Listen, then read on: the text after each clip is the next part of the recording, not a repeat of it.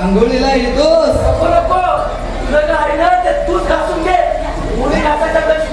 घासणेच चालू आहे. अरे शंभो, अरे शंभो, राधेश्याम, ठंडे ठंडे पानी से नहाना चाहिए, ठंडे ठंडे पानी से नहाना चाहिए. गाना आए ना आए गाना चाहिए, गाना आए ना आए गाना चाहिए. वाह वाह वाह, बघा काय संगीत आंदोलन चाललंय.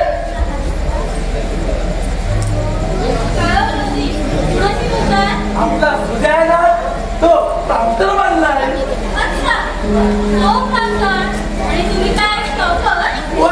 शेवटी तिलाची बाजू घेतली. भाया, वहिनीने चांगला आणला वाटतं. तू बाहेर ये, मग पाहू.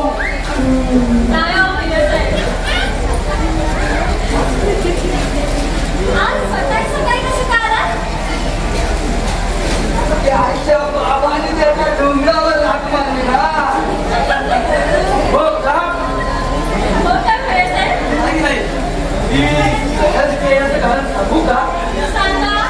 मी एका ठिकाणी नोकरी जाणार आहे, तेव्हा आपल्या देशाबरोबर घेऊन जाणार. हो, आम्हाला सिक्रेट आहे. काही तसं ते काही नाही होईल. आमच्या कॉलेजमध्ये एक माया नावाची पोरगी आहे. पोरगा नाही बरं का? तू आता कसं बसशील का? Sorry sorry, not bowling, not coming. मध्ये तुला थकमारी करू नको. बरं वहिनी, त्याचं काय आहे, त्या मुलीच्या वडिलांची प्लास्टिकची कंपनी आहे. तिथे काही जागा भरायच्या आहेत. तेव्हा मी मायाला याच्या नोकरीबद्दल सांगितलं. चौपाटीवर नेऊन तिला चौपाटीवर जाऊन भेटलो. कडकडून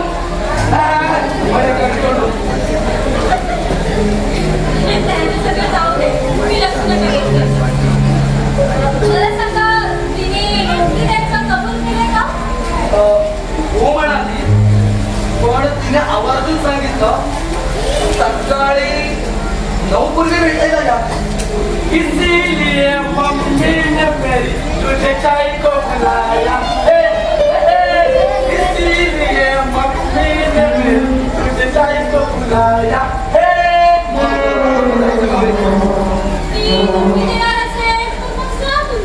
हो ना, मला नोकरी आणि आपला विदेश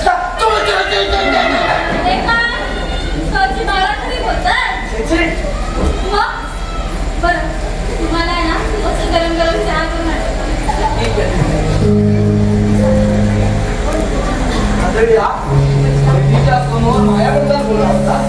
नोकरी काय, छोकरी काय, कडकडून काय, काय आहे ती समजलीच असेल.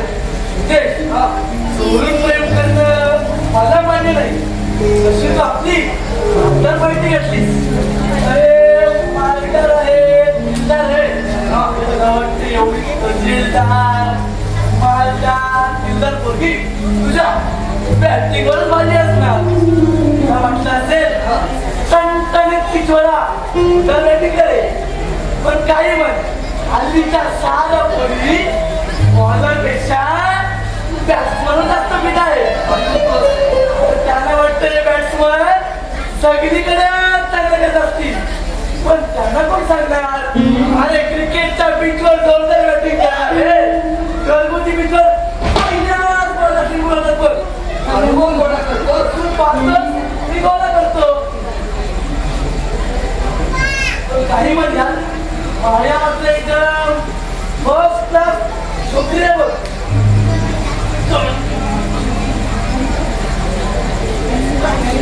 जा जा जा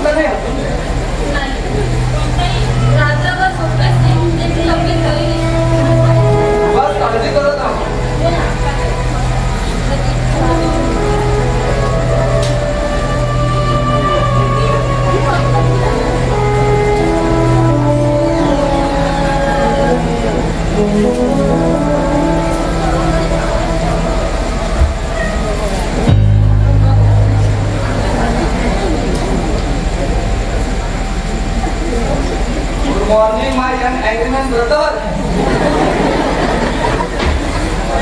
भाऊजी, हा बघ. रात्रभर कुठे होता तुम्ही? मला काय करतो? कोल्ह्या भाऊजीच्या नात्याने तुम्हाला विचारणं माझं कर्तव्य समजते. तुमच्या ह्या अशा वागण्याने त्यांची तब्येत सारखी बिघडत असते. नेहमी तुमचाच विचार करत असतात, तुमच्याच चिंतेत असतात ते. सारखे फुटफुटत असतात. माझ्या अरुणचं कसं होणार, माझ्या अरुणचं कसं होणार? मग सांग दादाला, या अरुणची चिंता करू नकोस. आता मी लहान राहिलो नाही, मोठा घोडा झालाय तो.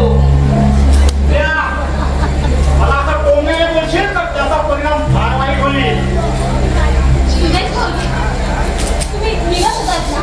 हा, काही बोलू नका मध्ये. निघत हो. अरुण भाऊजी थांबा. तुमच्याबद्दल काही कळलंय का? काय? त्या ठेंगड्या नेण्याच्या मुलीबरोबर तुमचं प्रेम आहे आणि मी लग्नही करणार आहे तिच्याशी. भाऊजी, तुम्हाला चांगल्या किंवा वाईट गोष्टी सांगाव्या एवढे बालबुद्धीचे तर तुम्ही राहिला नाही, हो ना? पण वहिनीच्या नात्याने काही चांगल्या गोष्टी सांगाव्याच्या वाटतात. लग्न ही आयुष्यातली खूप महत्वाची गोष्ट असते. जीवन आणि मृत्यू यांच्यातला रेशमी बंध. हा निर्णय सखोल विचार करून, चारी बाजूने विचार करून घ्यायला हवा. म्हणजे ती चांगली नाही असं म्हणायचंय का तुला? तिच्याबद्दल वाईट गोष्टी ऐकायला आल्यात मला. तिचे आणि त्या नागपाचे संबंध खबरदार वहिनी, तुझ्या चारित्र्यावर थोरलेपणाच्या हक्काने केलेली चिकलफेक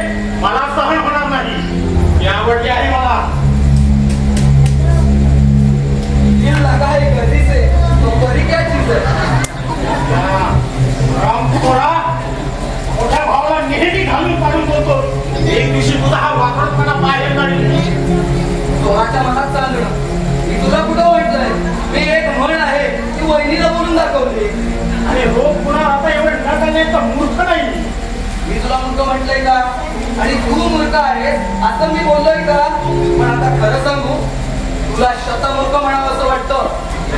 त्या अहो, काय बोलता काय तुम्ही? सुरेश भाऊजी, तुम्ही बाहेर गेलेला आहेत ना? पुन्हा कशाला आलात? ऐकून घे, यापूर्वी तू तसा नव्हता पण आता फेकड्या नाण्याच्या पोरीनं तुझ्या तांगड्या तुझ्याच गळ्यात घातल्यात आणि तुला मोठात काढलंय. थांबा हो. सारखे भांडण करत असाल. सुरेश भाऊजी, अहो, तुम्ही जा. आपण काय येत राहता सारखे पुढे? बाहेरून ऐकत होतो आमच्या रावसाहेबांचे प्रताप आता निघतोय. Tata Dadasaheb, tata bye bye. तुम्ही सर्वांनी याला करून ठेवलाय म्हणून हा थोरल्या भावाचा असा उद्धटपणे बोलतोय. कसं वाटतं तुम्हाला? तुमच्याशी बोलत असेल उद्धटपणे, पण यांच्याशी तर कधी बोलताना ऐकलं नाही मी. कसं आहे ना भाऊजी, समोरच्याची जशी वर्तणूक असते ना तसाच समोरचा माणूसही वागत असतो. ही वाईट ही गुंड हा? तुम्ही वाईट कधीच नव्हता, पण तुमच्या या कुसंगतीने ना तुमच्यात मी वाईट गुण आणले. भाऊजी, भाऊजी, मी तुमच्यासमोर ठीक वागते. तुम्ही सुधरा हो. तुम्ही असं वागत असता त्याच्यामुळे त्यांना मला सांगत दिवस रात्र तुमचाच विचार करत असतात. तुमची काळजी करत राहतात. तुमच्या काळजीने ते आजारी पडले. सारखा तुमचा विचार. तुम्ही जर सुधारलात ना आणि भाऊजी, तुम्ही जर सुधारलात ना तर लोक तुमचं गुणगान गातील हो. आणि तुमचं गुणगान गायले ना तर मी आयुष्यभर हे बोल विसरणार नाही.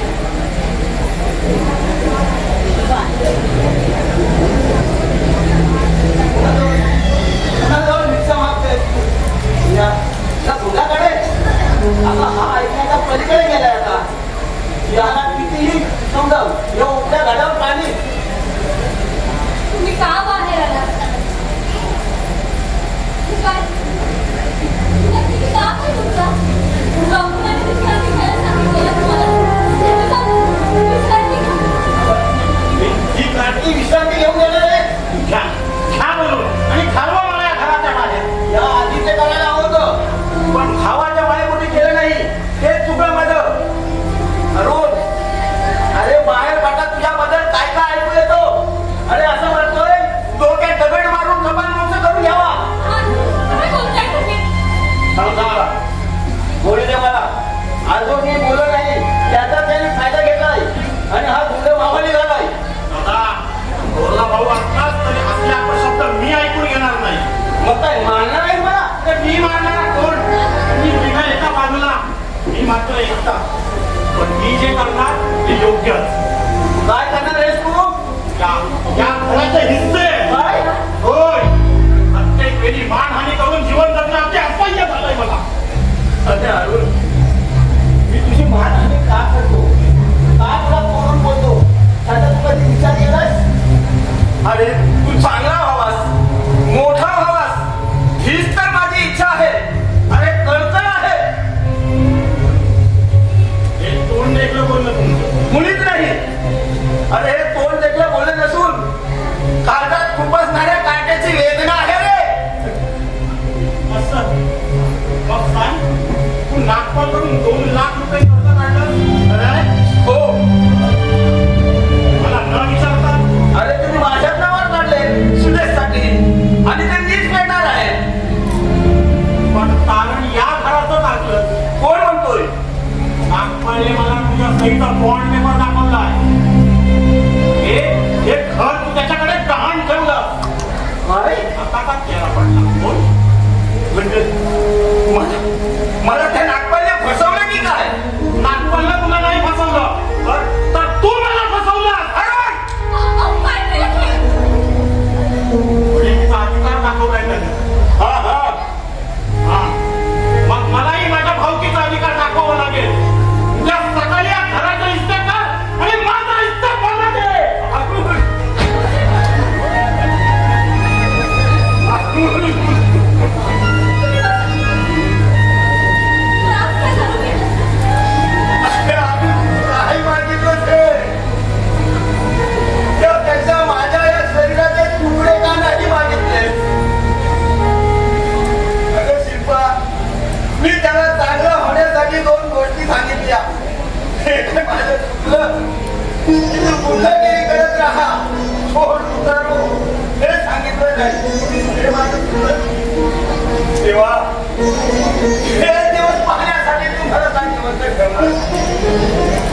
अरे तुमच्यासाठी या माऊलीनं आपल्या अंगावरचा शेवटचा दागिनाही मला मारत केला. काळजात पर्वत धरून. पण आज या सावित्रीवर रस्त्यावर पडण्याची वेळ येणार आहे रे. अरे अरुण, आज तो नागपाल आम्हाला रस्त्यावर फेकणार आहे. रस्त्यावर माझी पत्नी उकिरड्यावर आपलं सौभाग्य फुकट बसणार आहे. तिचं कुंकू रस्त्याच्या धुळवडीत लोळून घेणार आहे रे. लोळून घेणार आहे. असं काय करता हो? तुम्ही असं काही म्हणत असता का? माहितीये, राजवस्त्र परिधान करणारी सीता सुद्धा बलकाला नेसून फिरत होती. तेव्हा तिला तिच्या पती समवेत ते बनली की राजमहाल वाढत होता आणि शेवटी रामराज्य झालंच की. अगं पण शेवटी सीतेच्याही नशिबी आलं जंगलात जीवन कंठण्याचं. हे बघा, तुम्ही असं काही म्हणत आलो ना. तुमची तब्येत जर ढसाली तर मी काय करणार? मला फक्त तुमचाच आधार आहे. मी आधार नाही, उलट मीच तुला निराधार करतो आहे. आता वेळेनं आशेनं वृक्ष म्हणून आधार घ्यायला जावं, ते वाढून निघावं. शिल्पा, अगं माझ्या या खानाचा आधार घ्यायला, त्यावर विश्वासानं मान टेकायला हा माझा खाना उद्या माझाही राहणार नाही. शिल्पा, आमच्या जीवनाचं शेवटचं पर्व सुरू झालंय. अग्नी लोळाचं, काट्या कुट्यांचं. माझ्या निकासूल्या माथी मारून वाळवंटाची पायवट चालायला हवी. पुरुषांना का असं कोलवडून जायचं असतं ना? तुम्ही खंबीरपणे उभं राहायचं असतं आणि मी तुमच्या पाठीशी खंबीरपणे उभी राहील बघा. अहो, तुमच्या समवेत मी उकिरड्यावर सुद्धा नंदनवन फुले बघा. नंदनवन, अगं पण त्या नंदनवनात मोर कधीच नाचणार नाही. शिल्पा, तर विषारी नागच सरपटत राहतील. तुम्ही आज चला बघू. उभे बघितली.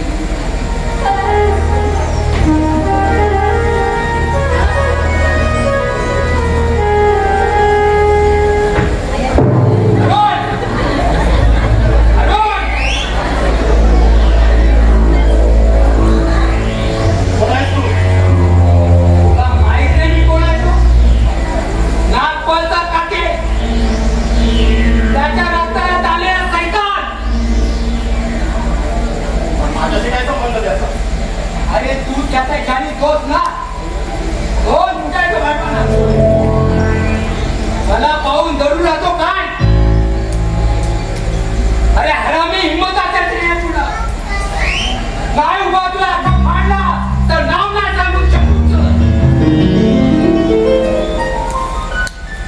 बोल.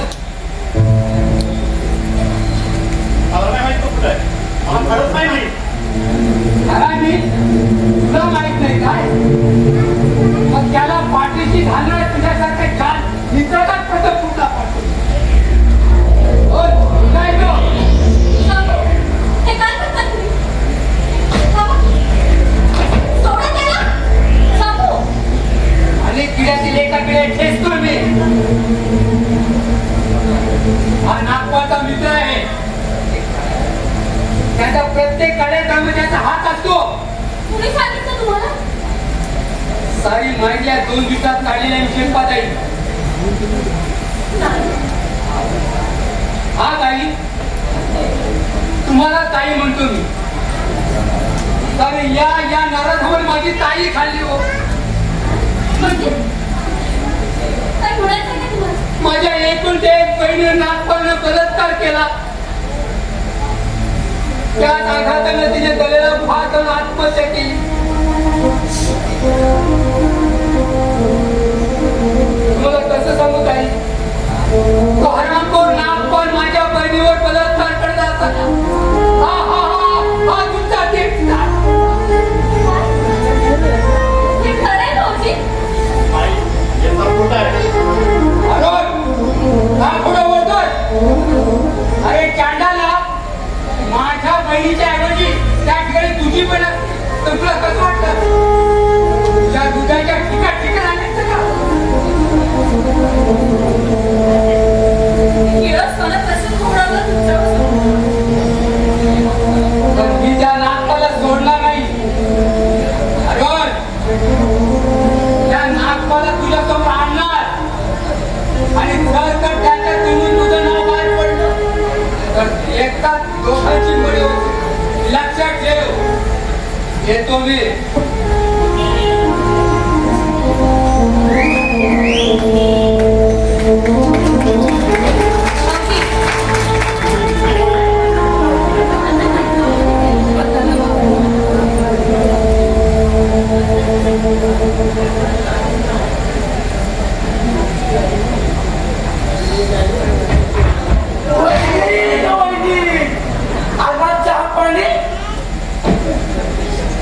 एवढ्या आनंदाने पुढे वाटतंय.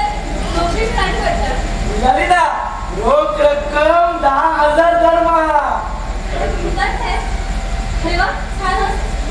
भाऊजी कुठे राहिले? हा या तिथून सटकला कारण सुदेशला मायेबरोबर बोलायचं होतं ना. अच्छा. विचारू का तिला? भाऊजी म्हणू नको मला फक्त भाया म्हण. बरं भैया साहेब. आता पुढे साहेब कशाला? बरं भैया. भैया दूधवाला. ठीक आहे तुम्हाला दूधवाला भैया वाटतो काय?